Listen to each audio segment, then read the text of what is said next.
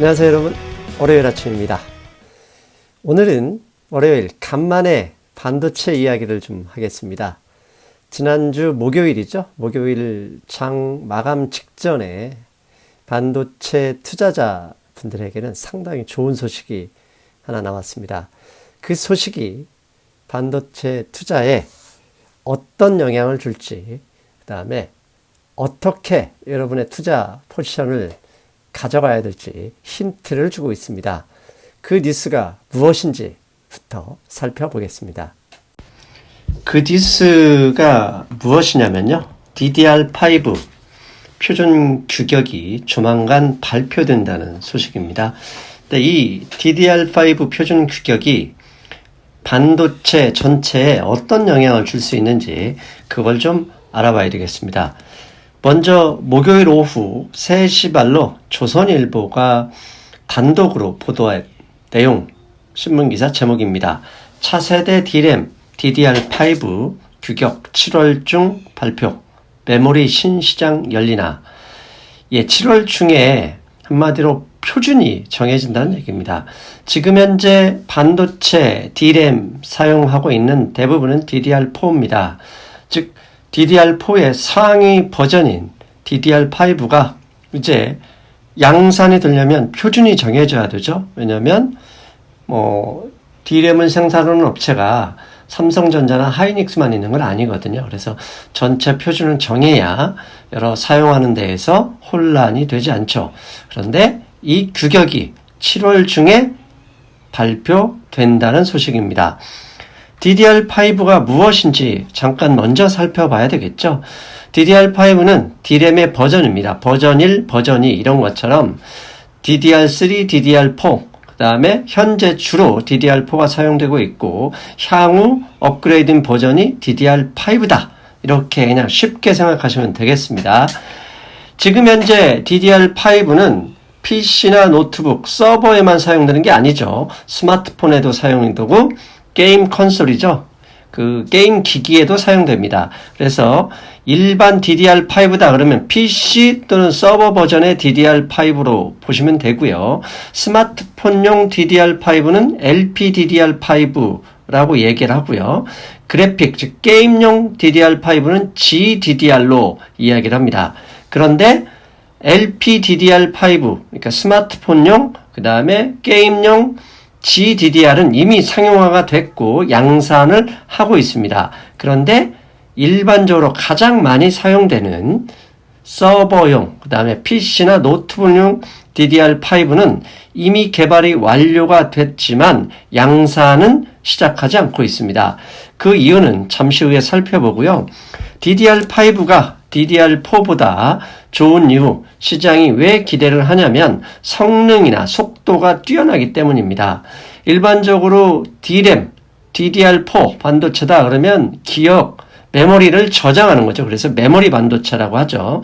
저장하는 용량, 그 다음에 저장한 것을 불러오는 처리 속도가 있는데 이게 다 DDR4보다 훨씬 뛰어나다 이야기입니다. 그래서 최근에는 데이터 양, 그 다음에 데이터 처리, 이게 상당히 중요한 이슈잖아요. 그래서 현재 DDR5를 기다리는 이런 서버나 PC 업체들이 많습니다. 거의 다 기다리고 있다 보시면 되겠죠.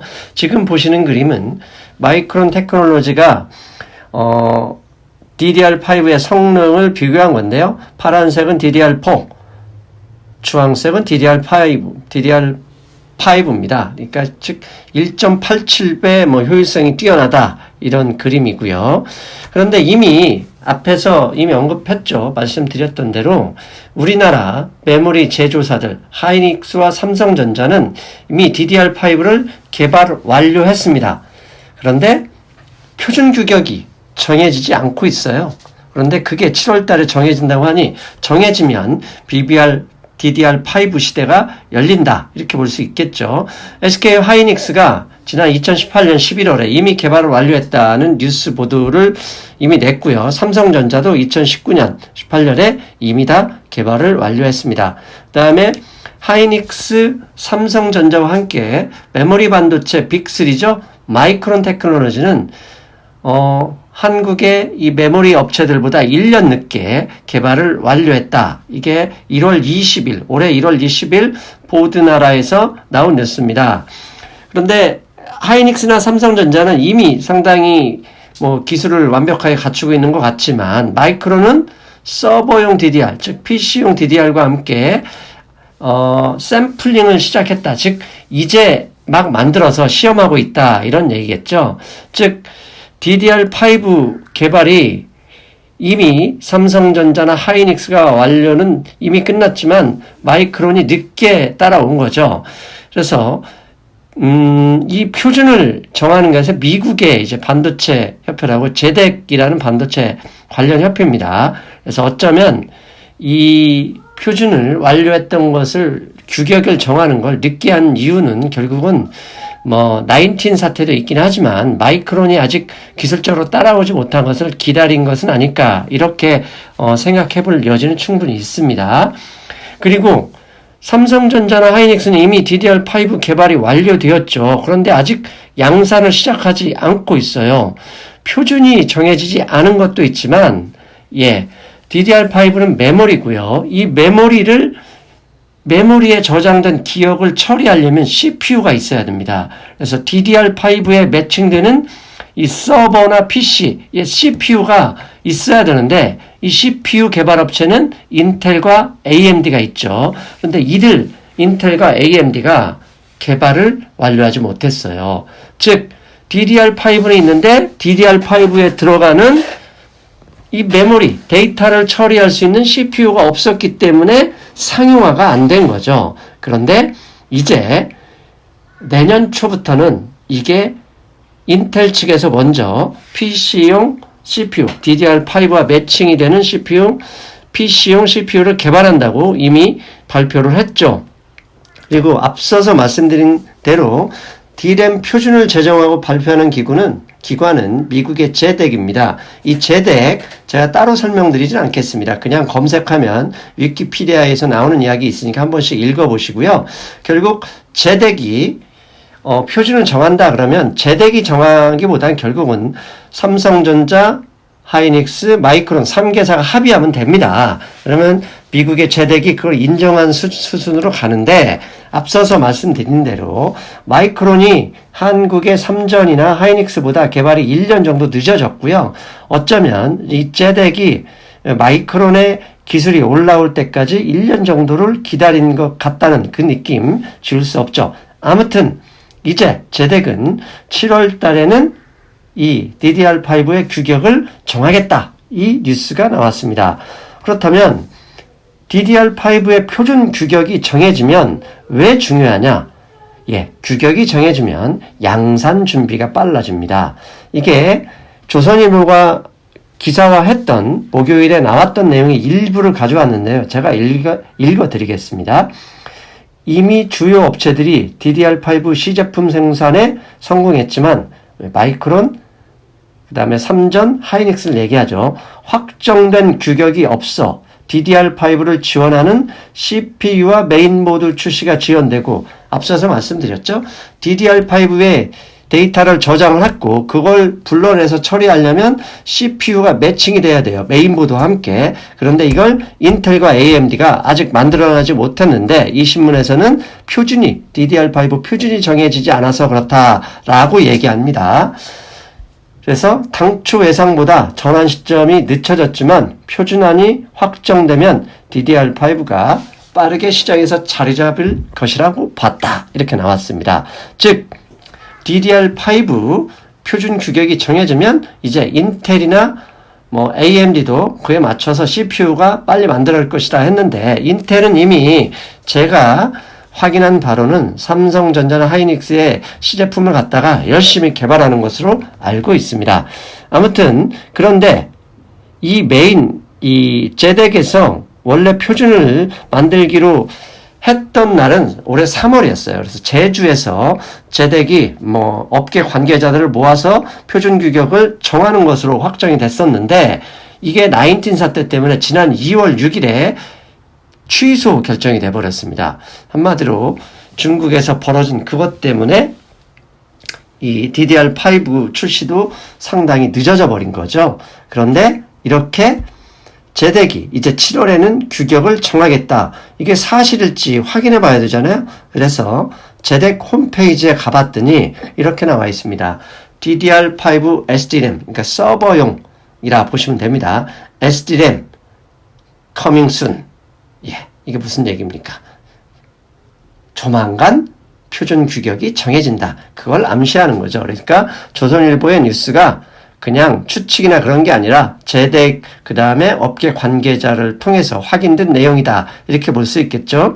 앞서 말씀드린 대로 인텔은 DDR5를 지원하는 PC용 CPU를 내년 1월에 출시한다고 이미 6월 달에 신문기사가 나왔습니다. 그게 알더 레이크 S 버전이라고 하는데요. LGA 1700컨 기술적으로 어려우니까 그냥 쉽게 생각하자고요. 그냥 인텔에서 알더 레이크라는 이 CPU 버전을 얘기하는데요. 이게 내년 1월에 DDR5, PC에서 DDR5를 지원하는 CPU를 출시한다. 이게 내용입니다. 자, 그렇다면 여기까지가 DDR5의 지원이죠. DDR5의 표준 규격이 정해진다는 뉴스. 그렇다면 친수익파, 제 방송을 보시는 친수익파는 그러면 반도체 이 관련 주식이 어마어마하게 많아요. 크게는 반도체 제조사가 있고 그 다음에 반도체 제조를 위해서 우리 프론트엔드라고 하는 전공정 장비가 있고 그 다음에 백엔드라고 하는 후공정 장비가 있습니다. 그래서 거기에 뭐 또 소재 관련 뭐 가스 정말 많은 업체가 있는데요.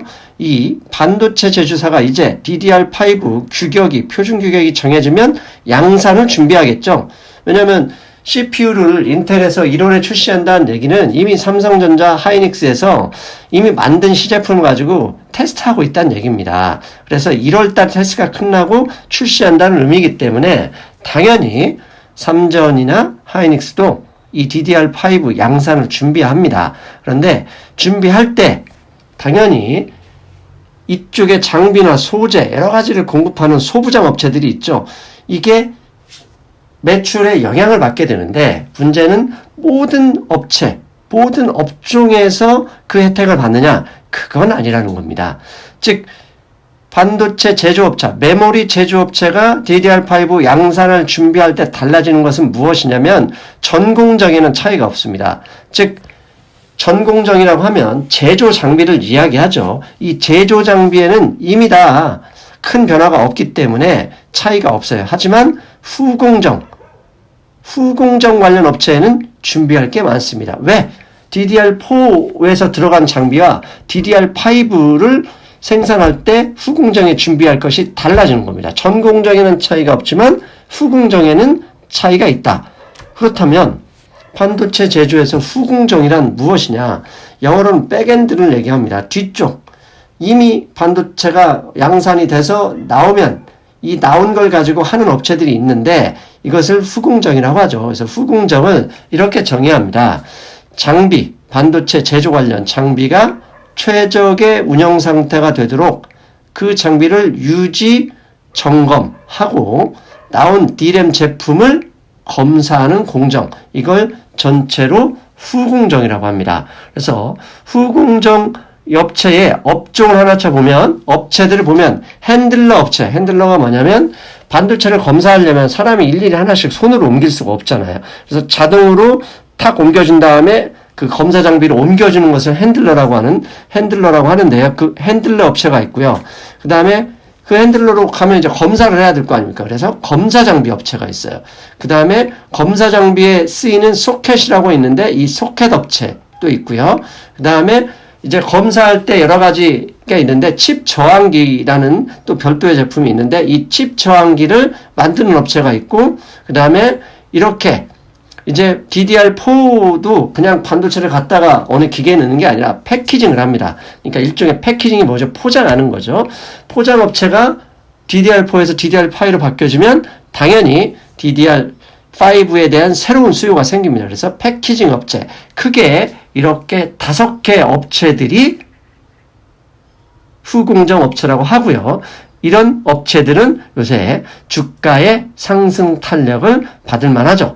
그래서 목요일 날 그리고 금요일 날 많은 후공정 업체들, 검사업체, 소켓업체, 칩 저항기 패키징 업체, 핸들러 업체까지 지난주 내내 장이 좋았습니다. 그러니까 주가가 좋았죠. 그런데 이건 하루 이틀로 끝날 게 아니죠. 실제로 규격이 발표되고 업체들이 이제 그 메모리 제조 업체들이 장비를 구매하고 하기 시작하게 되면 주가가 계속 추가 상승할 수 있는 여지가 있는 것이죠.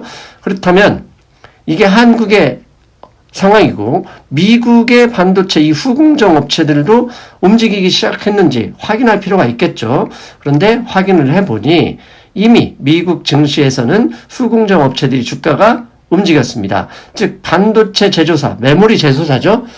마이크론 테크놀로지 요새 주가가 그렇게 썩 좋지 않습니다. 삼성전자처럼 아주 지겨울 정도로 옆으로 횡보하고 있는데요. 그 마이크론 테크놀로지의 주가는 거의 움직이지 않았지만 후공정 업체의 주가는 상당히 많이 올라가고 있더라. 그래서 그 업체 대표 몇 개를 가져와 봤습니다. 먼저 테러다인입니다. 테러다인 검사 장비 관련 제조를 하는 업체인데요. 테러다인 주가 지난 3월 23일 바닥에서 2월 고점을 훌쩍 넘어섰죠. 연일 올라가고 있네요.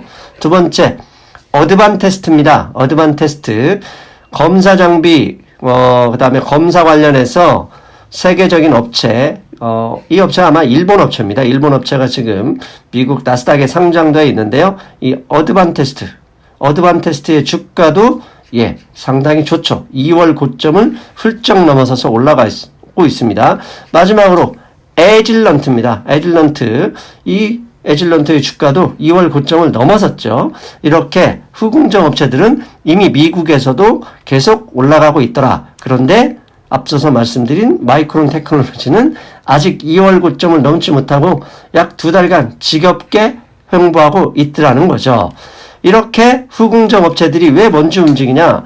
마이크론 테크는 DDR5를 아직 양산을 하지 못하지만 미리 공장에 여러 가지 집어넣어야죠. 그리고 나서 양산을 시작할 때 완벽하게 준비가 끝내야 되니까 후공정이 먼저 주가가 움직이는 거다. 이렇게 말씀드릴 수 있겠죠. 자, 그리고 지난주 이런 뉴스가 나왔습니다. 이미 틱톡 아시죠? 15초짜리 동영상 우리나라에서도 어마어마한 인기 있는 소셜 미디어죠. 이 틱톡 인도는 그 국경 분쟁 때문에 틱톡을 사용을 금지시켰고 호주도 사용을 금지시킨 걸로 알고 있는데 트럼프 대통령이 갑자기 틱톡을 미국 내 사용을 금지할 것이다 라고 협박을 하고 있습니다. 이게 충분히 가능성이 있죠. 그렇다면 트럼프 대통령이 단순히 코로나 이 19 사태 때문에 이 틱톡을 사용을 금지하려고 하는 것이냐? 그건 아닙니다. 반도체 얘기하는데 왜 틱톡? 그만한 이유가 있으니까 결론을 내드리겠습니다. 틱톡은 중국에서 만든 소셜 미디어인데 중국을 넘어서 가령 텐센트나 바이두 이런 것들은 다 중국의 인구 그들만 거의 다 사용하는데 엄청나죠. 그런데 틱톡은 중국을 넘어서 버렸어요. 중국을 넘어선 최초의 중국의 소셜 미디어인데 이게 메가 유저입니다. 늘어나는 속도가 어마어마하고 전 세계 사용자도 정말 급증하고 있습니다. 미국도 말할 필요가 없죠. 그런데 이렇게 틱톡을 많이 사용해버리면 그게 뭡니까? 데이터가 틱톡에 다 모이는 거죠. 그래서 사용자가 늘어나면 데이터가 늘어나고 데이터가 늘어나면 당연히 반도체 수요가 폭발할 것이고 이 수요는 결국 플랫폼 사업자의 AI와 클라우드로 이어져서 AI가 발전하면 성능이 개선되면 결국 경제 패권으로 이어지는 거죠. 즉 19이 있든 말든 이 데이터 중시하는 경제는 계속될 수밖에 없고 그게 메모리 반도체의 최근 스마트폰 때문에 수요 약세 때문에 주가가 안 좋은데 결국 늦어진다 하더라도 강물처럼 바다로 흘러가게 되어 있다. 결국 올라간다. 그런 모멘텀을 DDR5가 주었다라고 볼 수가 있을 것이다. 그렇다면 DDR5 표준 규격의 제정은 결국 반도체 업그레이드 수요로 이어질 수밖에 없다. 하지만 모든 반도체 관련 업체가 한꺼번에 동시에 다 오르는 것은 아니다. 어떻게? 지금 테마는 후공정에서 시작하고 후공정에서 주가가 올라가면 그 흐름은 이제 제조사로 이어질 것이고 제조사로 이어져서 메모리 수요가 늘어나면 다시 전공정 업체의 장비가 필요하고 이 전공정 업체 장비가 필요하면 다시 후공정으로 이어지는 이 사이클이 형성될 가능성이 높다. 이렇게 말씀드리겠습니다. 즉 메모리 업체, 삼전이나 하이닉스 지겨우신 분들은 조만간 다 왔다 이렇게 볼 수 있고요. 그렇다면 뭐 비율을 조정해서 전공정 업체만 가지고 있거나 아니면 후공정에 관련 업체가 없는 분들은 이런 걸 감안해서 포지션을 좀 어느 정도 후공정에 좀 비중을 늘리는 방법도 좋을 것이다. 이렇게 말씀드릴 수 있겠습니다. 즉 DDR5 표준 규격은 다시 한번 지난 19 사태 직전에 다시 한번 오르기 시작했던 반도체 증시, 반도체 주가에 상당히 긍정적인 영향을 미칠 것이다. 하지만 전체가 한꺼번에 움직이는 게 아니라 후공정, 제조사, 전공정 이 순서로 움직이는 걸 기억하고 계셔야 할 것 같다. 오늘의 결론입니다. 잘 보셨어요, 여러분? 예. 아마 최근에 뭐 일부 후공정 장비, 후공정 관련 업체를 가지신 분들은 가파른 상승세에 기분이 좋기는 하지만 제조사, 반도체 제조사, 뭐 삼성전자, 하이닉스, 그 다음에 전공정 업체들의 주가는 많이 움직이지 않았습니다.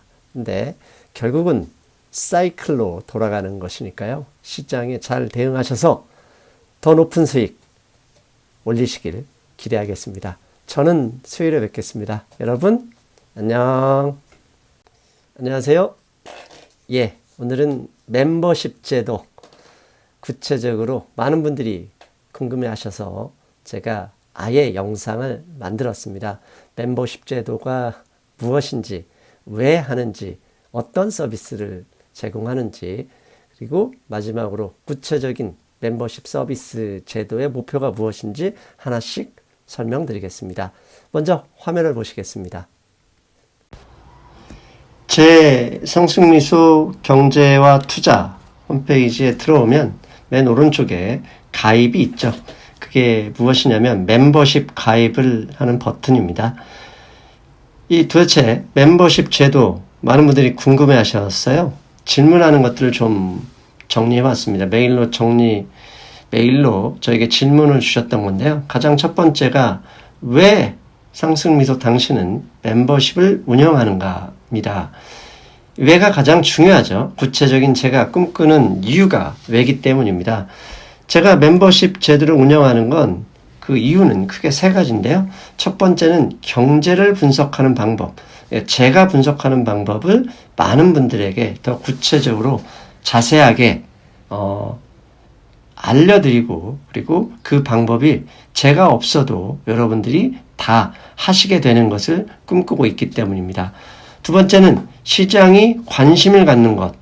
제가 항상 강조하잖아요. 시장이 문제를 삼을 때만 문제가 되고 아무리 안 좋은 일도 문제를 삼지 않으면 호재가 되기도 하죠. 이렇게 매일매일 시장이 관심을 갖는 것을 알아내고 또 그걸 분석하는 방법에 대해서 계속 여러분의 트레이닝을 원합니다.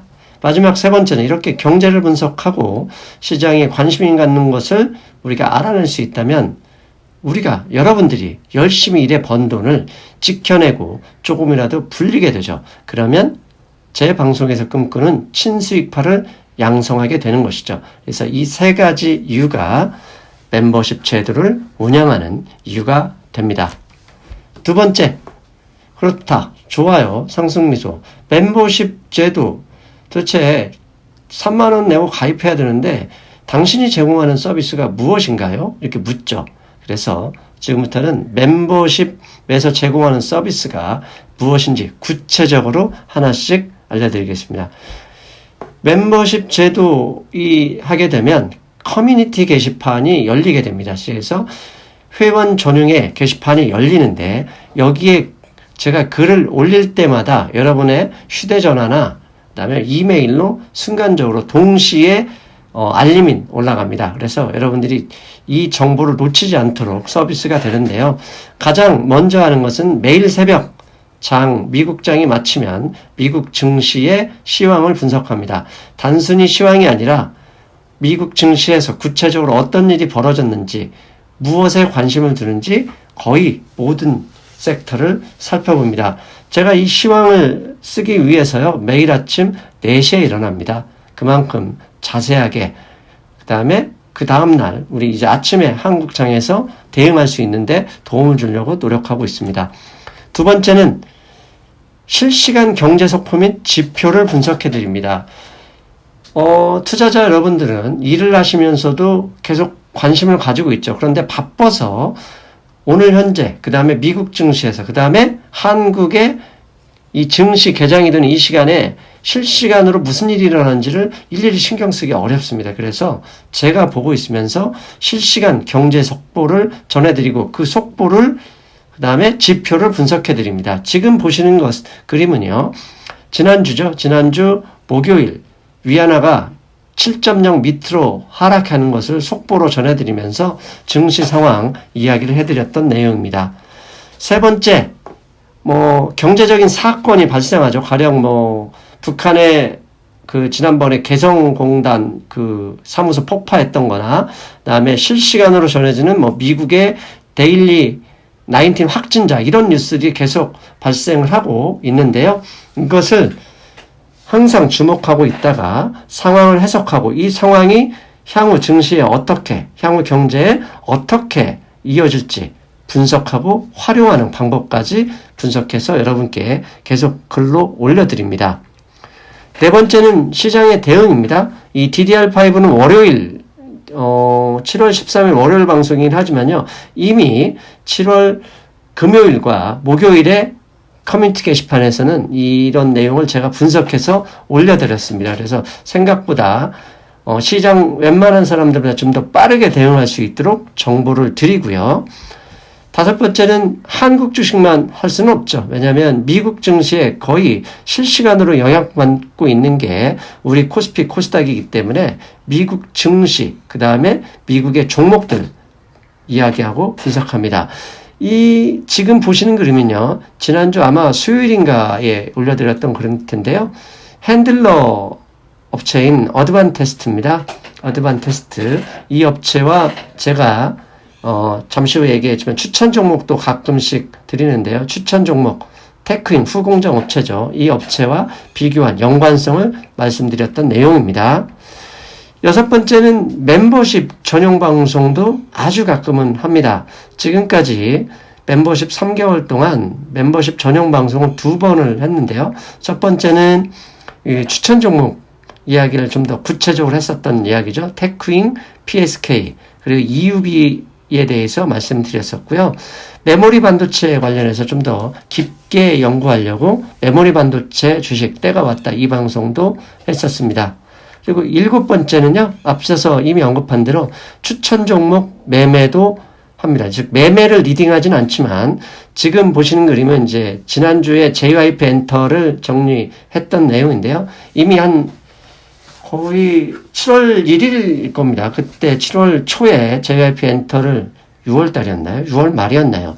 아무튼 JYP 엔터를 추천을 했었는데요. 그냥 단순히 사라 이렇게 하지는 않고요. 왜 추천했는지, 그 다음에 어떤 식으로 매매할 것인지, 그리고 실제 제가 이제 매수하고 매도한 것을 사진을 올려드립니다. 그래서 여러분들이 이 종목에서 같이 어떻게 대응할 수 있을지 도움을 드립니다. 이렇게 구체적으로 크게 7가지의 멤버십 서비스를 제공하는데, 이것 말고도 여러 가지가 있습니다. 멘탈 관리도 있고요. 그 다음에 제가 독서한 내용, 서평을 올리기도 합니다. 자, 이제 세 번째. 멤버십 비용이 월 3만원입니다. 다른 멤버십에 비해서는 상당히 비싼데, 이에 대해서 너무 비싸다, 이렇게 이의 제기를 하시는 분들이 있거든요. 멤버십 비용 월 3만원 너무 비싸지 않은가? 이에 대한 답변 드리겠습니다. 예, 비쌉니다. 비싸다고 얘기하지 않고요. 3만원 작은 돈 아닙니다. 그것도 한 달에 3만원씩이니까 상당히 비싼 돈인데요. 왜 3만원이냐? 만약에 5천원이나 아주 작은 돈으로 해버리면 제가 당연히 그 정도만 마음을 먹고 할 수밖에 없거든요. 그리고 실제로 5천원을 내면 그 작은 돈이기 때문에 내시는 분들도 그렇게 열심히 쳐다보지 않을 수도 있다는 것을 고려했습니다. 그래서 저는 여러분은 3만 원을 내지만 30만 원, 아니 300만 원을 받고 있다 생각하면서 정말 큰 책임감으로 열심히 서비스를 합니다. 그래서 투자와 경제 공부에 관심 있는 분들, 그들만을 위해서 어떻게 돈 이야기를 해서 좀 죄송한데 최고의 모임을 추구하고 있고 그렇게 임하고 있다. 그래서 그런지요.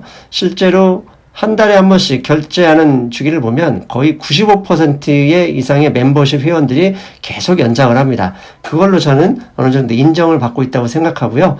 그리고 3만 원이 아니라 30만 원, 300만 원 이상의 가치를 드리기 위해 노력하고 있다. 이렇게 말씀드리겠습니다. 이제 마지막으로 멤버십 서비스의 최종 목적, 당신이 꿈꾸는 멤버십 서비스의 최종 목적은 뭐냐? 뭐 투자 동아리냐? 그런 건 아니고요. 제가 꿈꾸는 멤버십 서비스의 최종 목적은 저한테 멤버십 서비스를 받지 않더라도 이제 제가 하고 있는 방식, 하고 있는 방법을 여러분들이 그대로 전수받아서 멤버십 서비스를 필요로 하지 않는 그런 멤버를 저는 최종 목적으로 합니다. 즉 멤버십 회원들이 한 명도 남지 않고 다 나가셔서 더 이상 멤버십 서비스 없어도 스스로 경제를 분석할 수 있는 그런 멤버를 트레이닝하는 거, 그게 제가 꿈꾸는 멤버십 서비스입니다. 마지막으로 멤버십 서비스는 그러면 어떻게 가입하느냐?